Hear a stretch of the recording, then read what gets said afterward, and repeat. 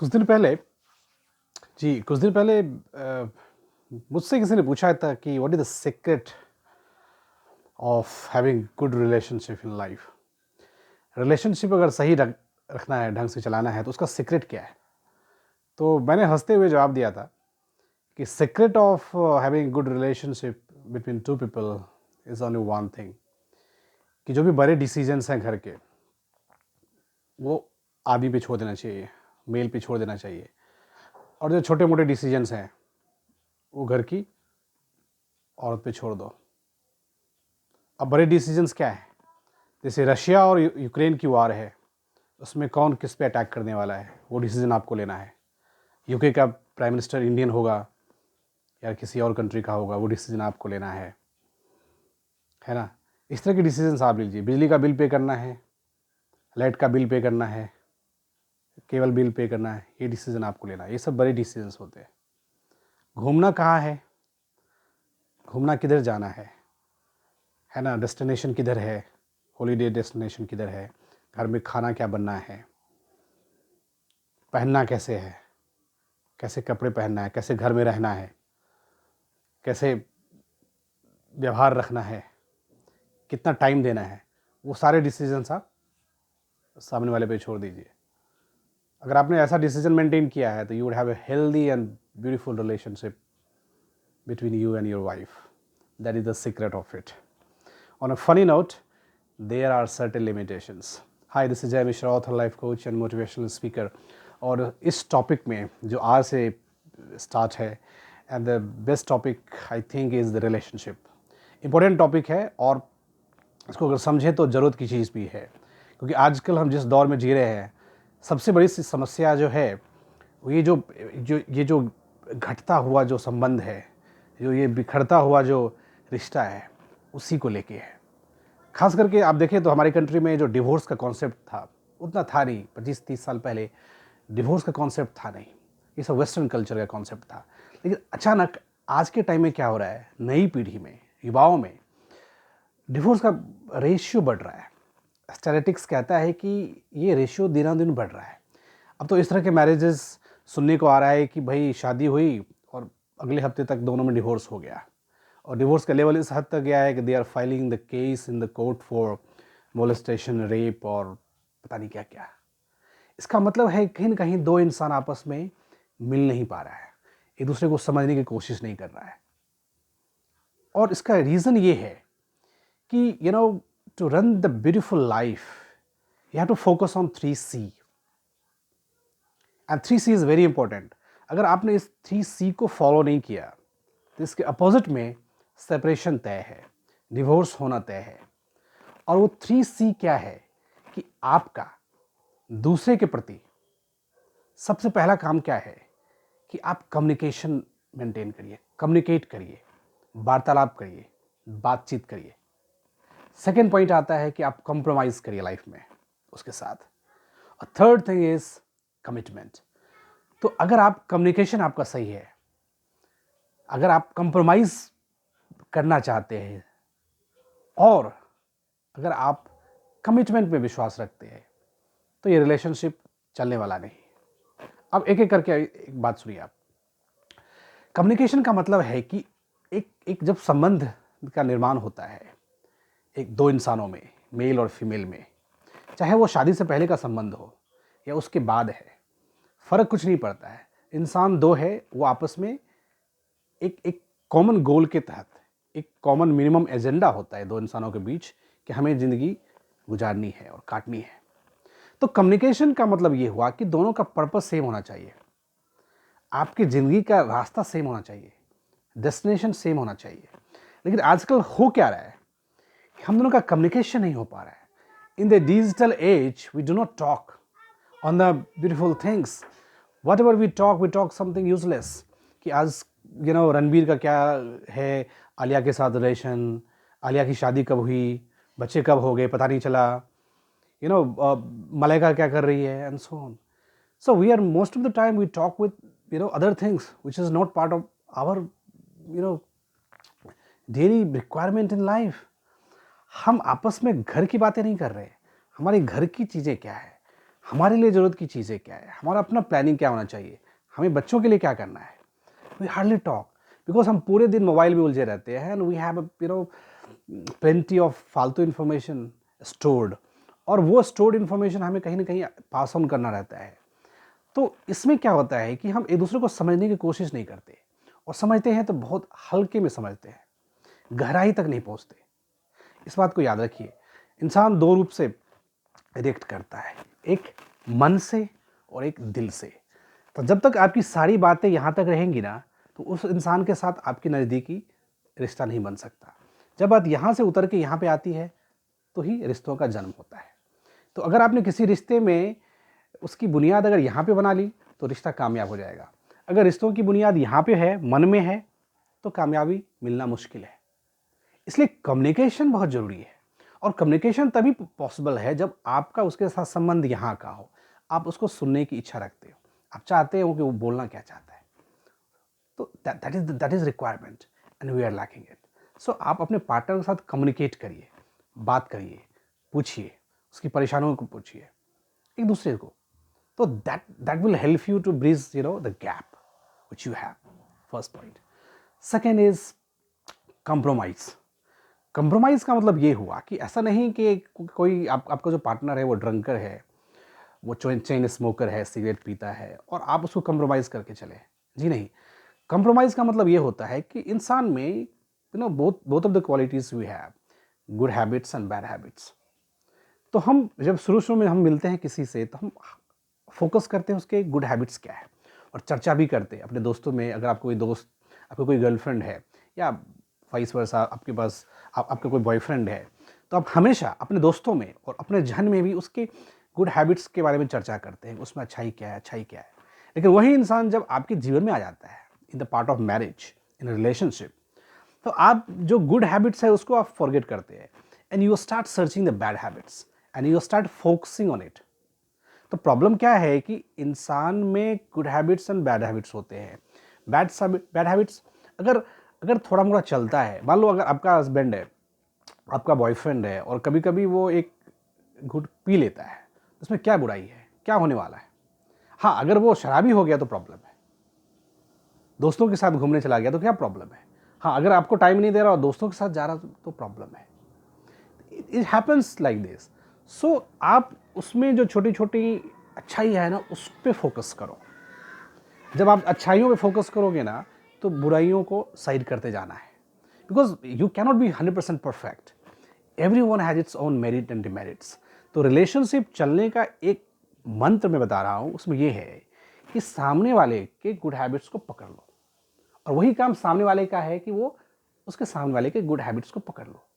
Bad habits के ऊपर चर्चा करो कि जी बाबा, ये गलत काम है, नहीं करना चाहिए, तुम्हारे अंदर ये गलती है, नहीं करना चाहिए। वो कहते हैं कि आजकल रिश्ते मिलना मुश्किल है जहाँ पे आपको ये जताया जाए कि गलती कहाँ पे हो रही है। तो बैड हैबिट्स को ऐसे नहीं लेना है कि बैड हैबिट्स है तो वो इंसान ज़हनी तौर पे बीमार है, वो इंसान ज़िंदगी के लायक नहीं है, बर्बाद हो चुका है, ऐसा नहीं है। There is certain scope of improvement, and that's where you have to work on. अगर वो आपकी ज़िंदगी में आने के बाद अगर थोड़ा भटक भी गया है, तो you have to convince and talk. अगर मसला ऐसा चला जाए कि जब बोलते हैं ना, हाथ से निकल गया गाड़ी, तो प्रॉब्लम है। Then you can think of getting divorce and getting separations. Till the time you think that it's manageable, you still be with that person. So the compromise is must. होता है, किसी को बोलने की ज़्यादा आदत होती है, बोलता ज़्यादा है, कोई शांत रहना चाहता है, but they both should value to each other, है ना। ऐसा नहीं कि मैं शांत स्वभाव का हूँ तो सामने वाला शांत क्यों नहीं है, मैं पुराने गाने सुनता हूँ तो सामने वाला पुराने गाने सुनता क्यों नहीं है। ये छोटी छोटी बातों पे आजकल झगड़ा होता है फैमिली में, कि मुझे ये पसंद है तुम्हें पसंद क्यों नहीं है, मुझे ये पसंद है तुमको पसंद क्यों नहीं है। And then we argument like anything, we have plenty of arguments, and वो धीरे धीरे क्या होता है कि वो रिलेशन में कटुता आ जाती है, एक ठहराव सा आ जाता है। और रिलेशन में क्या है ना, एक है कि गांठ अगर पड़ जाए, चाहे रिश्ते हो या डोरी, नए रिश्तों को बनने में वक्त तो लगता है। कि एक बार रिश्तों में अगर गांठ आ गई ना, तो गांठ उस रिश्ते को बनाने की कोशिश तो करेगा, लेकिन वो सही रिश्ता नहीं हो पाएगा। गांठ का कहीं ना कहीं जख्म रहता है। इसलिए रिश्तों को निभाने के लिए, बनाने के लिए कॉम्प्रोमाइज़ करना सीखिए। उसमें जो अच्छे आदतें हैं और आप में आदतें हैं, उसको लेके आप जिए, और जो बुरी आदतें हैं, जो अनबियरेबल है, उस पर आप डिस्कशन करिए, that you can stand and talk. And third thing is commitment. Commitment का मतलब है कि दो इंसानों का पर्पस एक होना चाहिए। उसके जीने का जो जो जो जो जो मंत्र है ना, उसमें ऐसा है कि आपका मिशन एक होना चाहिए। अगर दो इंसान है, दोनों का रास्ता एक नहीं है, पर्पस एक नहीं है, तो उसके आने वाली पीढ़ी के लिए पर्पस सही नहीं होगा। अगर आप दो इंसान, मेल फीमेल, पति पत्नी, बैठ के घर में अगर ये डिस्कशन नहीं कर रहा है कि ये जो हमारा बच्चा है, उसके लिए हमें कौन से स्कूल में एडमिशन करवाना है, उसके लिए कौन से हॉस्टल में रखना है, इसका करियर के लिए क्या प्लानिंग करनी है, किस लाइन में जाना है, अगर आपका इस तरह का डिस्कशन नहीं हो रहा है पार्टनर के साथ, और आप पूरा दिन फालतू का डिस्कशन में लगे रहेंगे, इसका मतलब आपने कुछ सोचा नहीं है, प्लानिंग नहीं की फ्यूचर के लिए। फ्यूचर क्या है? माँ बाप के लिए, एक पति पत्नी के लिए फ्यूचर उसका बच्चा होता है। That you have to discuss on it. इसलिए you have to focus on communication, you have to focus on compromise and commitment. ये आप तीन चीज़ पे ध्यान दे दीजिए, आपका रिलेशनशिप अच्छा रहेगा। अगर आप इस तीनों को अगर आप फोकस नहीं करते ना, 3C पे, there is a drastic and fatal relationship gonna happen with you. That's life. और खास करके जहाँ तक मैं स्टडी में समझ पा रहा हूँ कि प्रॉब्लम आजकल मेल डोमिनेंट सोसाइटी में ज़्यादा है। खास करके हम ये समझते हैं, देखो एक चीज़ मान लो, मैं उस सारे मर्दों से बताना चाहता हूँ कि जो घर की औरतें होती है ना, उसकी स्थिति को समझो कि जब वो अपने माँ बाप के पास रहता है तो उसके बोलने का हक नहीं है, क्योंकि वहाँ भी वैसा ही मसला है। जो मर्द है वो नॉर्मली अलाउ नहीं करता अपनी वाइफ को बोलते हुए। तो जो डॉटर है, जो बेटी है, वो भी उसी सोसाइटी में, उसी उसी अपब्रिंगिंग में जी रही है। वहाँ भी भेदभाव होता है कि जो भाई है उसको ज़्यादा इनकरेज किया जाएगा, उसको ज़्यादा सपोर्ट किया जाएगा। तो वो जब तक 15, 20, 25 साल तक अपने मायके में है, माँ बाप के पास है, वहाँ भी वैसे ही दब के रहती है। और जब वो किसी इंसान के साथ दूसरे घर में जाती है, तो वो सोचती है कि वो उसको फ्रीडम मिले, वो कुछ बात रख सके, हैव अ काइंड ऑफ हमारा कुछ जैसे वजूद होता है ना, वजूद की तलाश करती है औरतें। तो जो वजूद की तलाश में, उसकी बात मानने में क्या हर्ज है? और मर्द से तो मैं बोलना चाहता हूँ कि आप एक काम करो, 2-3 दिन के लिए आपकी औरत घर से बाहर निकल जाती है अपने मायके, वहाँ से लौट के आ जाती है। अब देखो घर की हालत आपने क्या कर रखी है, और आप निकल आ जाओ, 2-3 दिन के बाद आओ, घर की हालतें वैसे ही रहेंगी, अच्छी रहेंगी। कि औरत का जो काम है ना, घर में, घर को संवारने का काम है। So you do not interfere, you do not interfere in cooking, you do not interfere in decorations and all, you do not interfere in minor things. Let the women decide.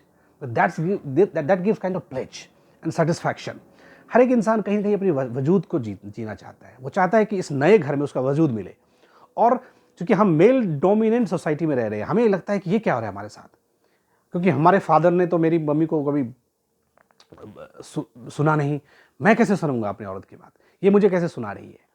So that kind of problem we have. और जिस तरह से धीरे धीरे development हो रहा है, digital युग में जी रहे हैं, तो जो भी नारी शक्ति की बात तो करते हैं हम, लेकिन जो वुमेन है, नारी है, वो अपने राइट्स को लेके जैसे ही आगे निकलने की कोशिश कर रही है कि उसका एक प्लेस होना चाहिए, उसका कुछ राइट्स होना चाहिए, उसको कुछ वैल्यू होना चाहिए। उस वैल्यू सिस्टम को जब वो जीने की कोशिश करती है तो आदमी को अखरता है, उसे लगता है कि नहीं नहीं नहीं नहीं नहीं, ये तो कुछ गलत हो रहा है। And then you have a patchy relationship, और वो डिवोर्स हो जाता है। इंडिया में जो डिवोर्स का रेट है ना, जो बढ़ रहा है, इसके पीछे यही लॉजिक है, और कोई लॉजिक नहीं है। हम अपने घर में भी अपनी औरत को इंपॉर्टेंस नहीं देना चाहते। हम सोचते हैं कि हम जो कह रहे हैं वही सही है। ऐसा नहीं है। आप अपने डिपार्टमेंट में माहिर हो सकते हैं, you may be manager in finance, but let the women has to manage the finance at home. So that you have to recognise it, और इसको समझने की ज़रूरत है। जिस परिवार में, जिस घर में इंसान को ये समझ जाए कि घर को संवारने और निखारने का काम महिला के ऊपर है, पत्नी के ऊपर है, वो बिखरेगा नहीं। कहीं पे इश्यूज़ है। मैं ऐसा नहीं कह रहा हूँ कि मर्द हमेशा गलत होता है। कुछ इश्यूज़ ऐसे आए हैं जहाँ पे दूसरे साइड में केसेस हैं अत्याचार के, या डिफरेंट टाइप से मर्द के ऊपर टारगेट किया गया है, बट उसका अंजाम क्या है? उसका अंजाम तो आप देख ही रहे हैं। तो ये दोनों तरफ से ये परेशानी है, but most of the time women are suppressed and they are शोषित एंड पीड़ित। तो उसको जब women अपनी आवाज़ उठाने की कोशिश करती है तो हमें लगता है कि हमारे साथ क्या हो रहा है, ये ऐसा तो हमारे घर में चलने वाला नहीं है, और इसके चलते ये रिलेशनशिप में खटास पैदा होती है। इससे आप बचिए, क्योंकि आप जो है, मेरे ख्याल से जो औरत का स्थान घर में, एक संस्कृत में कहावत है कि यत नारीश पूज्यन्ते तत्र रमन्ते देवता, जहाँ पे नारी की पूजा होती है वहाँ पे देवता का निवास होता है। ये इसलिए ऐसा कहा गया है हजारों साल पहले कि जो नारी है ना, वो आपकी पत्नी तो है, लेकिन आपके बच्चे की माँ भी है। तो जिस तरह आपकी माँ ने आपके घर को संवारा है, बच्चों को बड़ा किया है, और आप इस मुकाम पे हैं कि आप एक खुद परिवार को लेके चल रहे हैं, तो वही स्थान आप अपनी पत्नी को भी दीजिए, क्योंकि उसका भी वो घर है, उसका भी परिवार है। आपका काम है अपने ऑफिस में बॉस है तो आप बॉस ऑफिस में बने रहें, आपको वहाँ पे पूछा जाएगा, जी हजूरी की जाएगी। आप सोचते हैं घर में भी मेरी वही जी हजूरी हो, हमें वही पूछ मिले। So you cannot have the same concept of bossism कि घर, मैं ऑफिस में भी बॉस हूँ अब मैं घर में भी बॉस हूँ, ऐसा पॉसिबल नहीं है। और अगर आपको लगे कि आपकी औरत आपसे ज़्यादा समझदार नहीं है, थोड़ा सा लगे, वैसा होता नहीं है, अगर लगे ना तो उस समझदारी को थोड़ा सा कम कर दो। ठीक है ना, 8-10 घंटे समझदारी तो आप ऑफिस में दिखा ही रहे हो ना, घर में उतनी समझदारी कम कर दो। Let the women decide what she does and you just be with her कि क्या सही है गलत है, बस टच करना है कि ये सही है, तुम ठीक कर रहे हो, ये गलत है, थोड़ा सा उसको मॉडिफाई करो। And let her decide, feel the privilege of being independent life. क्योंकि 25-30 साल तो बेचारी वो ऐसे दब के रह चुकी है उसी सोसाइटी, सोशल स्ट्रक्चर में, जहाँ पे घूमना नहीं है, रात को निकलना नहीं है, ये से कपड़े नहीं पहनने हैं, ज़्यादा बोलना नहीं है, तुम्हारी शादी कैसे होगी। अब वो 25-30 साल तक उसी परिवेश में रहती है। जब वो शादी करके आती है तो एटलीस्ट उसको उतना तो प्रिविलेज मिलना चाहिए ना। When she started her own life, own family, आप अपने घर में उसको अपने घर का तो दर्जा दीजिए। ये हमें प्रॉब्लम है, हमें लगता है कि हमने शादी करके अपने किसी दूसरी की बेटी को लाया, मेरे घर में आ गई तो ये उसका घर नहीं है। ऐसा नहीं है। हम समझते हैं कि ये किराए का मकान है उसके लिए, तो जब भी हम कहेंगे वो खाली कर देगी। ऐसा नहीं है। You have to change the concept. Once you change the concept, your life will be beautiful. However, if there are certain issues, you have to sit and talk and there are solutions. ठीक है, तो ये आपको काम करना है 3C पे, communication, compromise and commitment. ये तीनों चीज़ पे आपने ध्यान दिया, your relation will be beautiful. और खास करके जो हेल्दी रिलेशनशिप का कॉन्सेप्ट है, तो उसमें ये है कि आपको कुछ चीज़ों पे तो ध्यान देना पड़ेगा। आपका एटीट्यूड कैसा है, आपका बिहेवियर कैसा है, आपका ईगो कैसा है, आपके हैबिट्स कैसे हैं, ये सारी चीज़ें मैटर करता है। खास करके एक सेंटेंस है कि relationship never dies a natural death, it is murdered by attitude, behaviour, ego, habits and all. So इस सारी चीज़ों को हटाइए। ईगो जो क्लैशेज होते हैं, इसके पीछे लॉजिक है कि हमें लगता है कि सामने वाला हमसे सुपीरियर है, हमें वो चैलेंज कर रहा है, हमारी बात को समझ नहीं रहा है। उसको ख़त्म करिए। There should not be any single place for ego in the beautiful system of marriage. Ego जैसे ही आएगा तो रिलेशनशिप स्क्वायर ऑफ हो जाएगा। रिलेशनशिप में, फ्रेंडशिप में चलेगा, फ्रेंडशिप में ईगो की बात आ सकती है, रिलेशनशिप में नहीं। क्योंकि फ्रेंडशिप जो है ना, ये मन तक सीमित है। यहाँ जब तक यहाँ मन तक है तब तक फ्रेंडशिप है। जब मन से बात दिल तक उतर गई तो रिलेशनशिप में कन्वर्ट हो जाता है। Your relationship converts into a kind of bonding where you get married और you start living together in living relationships. It's kind of different things. So you focus on these things to avoid behavior change, to avoid the egos, bad habits and bad attitudes. So if you focus on all these, you definitely have a good relationship. That's the purpose of life. क्योंकि अगर जिंदा रहना है, आगे बढ़ना है, तो आप अकेले जिंदा नहीं रह सकते। आपको सबको लेके चलना पड़ेगा, आपको अपने परिवार को लेके चलना पड़ेगा। अब वो आपके परिवार का जो हिस्सा है, दैट इज़ वही कॉल्ड बेटर हाफ, 50% हिस्सेदारी। तो आप पुराने शास्त्रों को, महाभारत में, रामायणों में इसलिए महिलाओं को, विमेन को, स्त्रियों को महत्व दिया गया है, because they are the better half. And इस पर अगर आप फोकस करेंगे तो you really gonna have a worthful life, wonderful life ahead. Thanks for watching.